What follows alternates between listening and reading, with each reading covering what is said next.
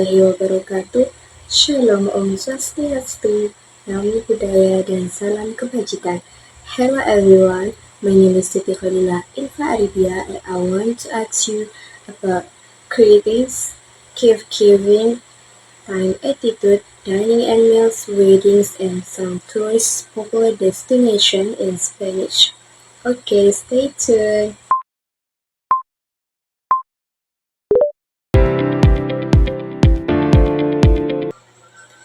Here are some common greetings in Spanish. First is hola, a common greeting that can be used at any time, day, or night, and in both formal or informal situations. Number two is buenos dias, a formal greeting that is typically used in the morning but can also be used in informal situations. It literally translates to good days. And number three is Buenas noches, a basic greeting used after sunset that translates to good night. And next is ¿Cómo estás? A common way to ask how someone is doing and can be used in informal situation by adding "es". And next is encantado or de conocerte, a useful phrase that translates to pleased to meet you.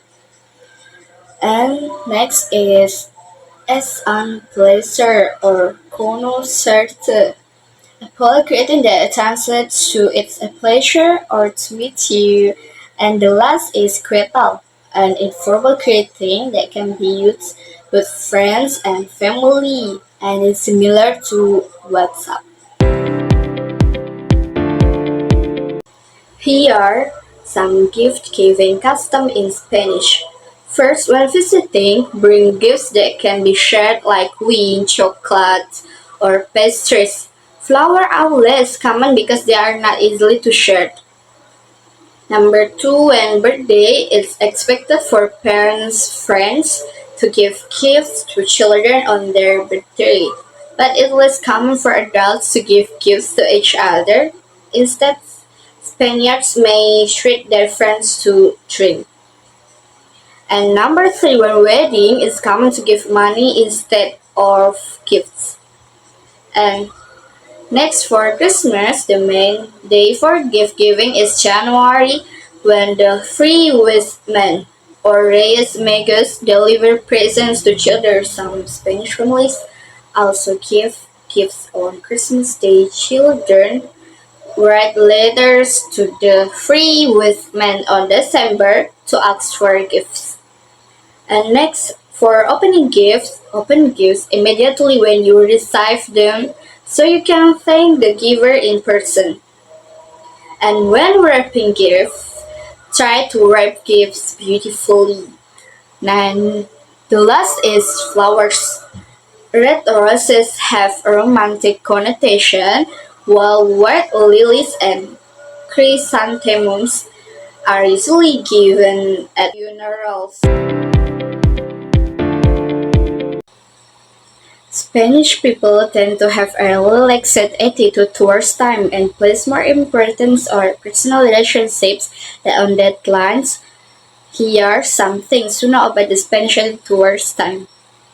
First is punctuality. Punctuality is not highly emphasized in business culture, and it's okay to show up a few minutes late.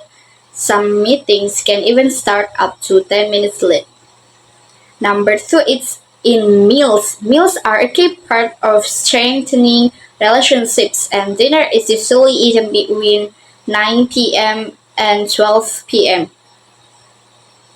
And next is work-life balance. Spaniards put in long hours but try not to stress out too much. And next in meeting. In meetings are to communicate instructions or to save time. Spaniards will want to spend time getting to know you and establishing chemistry before doing business. And next is manana. The Andalusian approach to time is to prioritize relationships over the thinking goal and well-being over the race against time. Manana is a culture embraced to celebrate the present.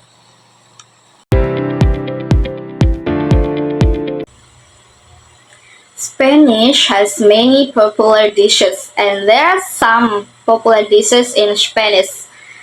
Number one is paella. Paella is a saffron-flavored rice dish that originated in Valencia. And number two is tortilla, a Spanish omelette made with eggs, potato, and extra virgin olive oil. You can also add other ingredients like chorizo, cherry tomatoes, or peppers. And number three is gazpacho, a cold soup made with raw vegetables and a tomato base. And next is patatas bravas. Fried potatoes covered in a tomato-based sauce with a bit of Tabasco. The name bravas means fierce in Spanish. And next is chairman, a cured ham that's popular tapas menu item.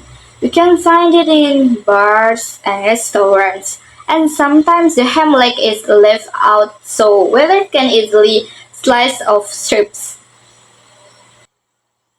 Next is croquetas.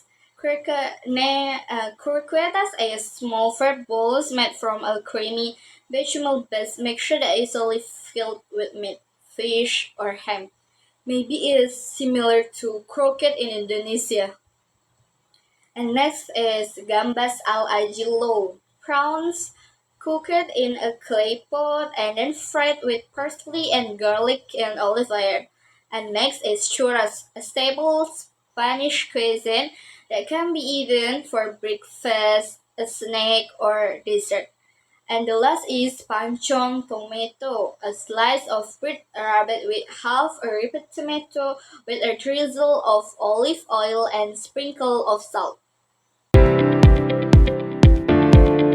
Spanish wedding includes many traditions such as Laras. The groom gives the bride 13 coins representing Jesus and his 12 apostles as a symbol of his promise to provide for the family, and bride carries the bag of coins during the ceremony.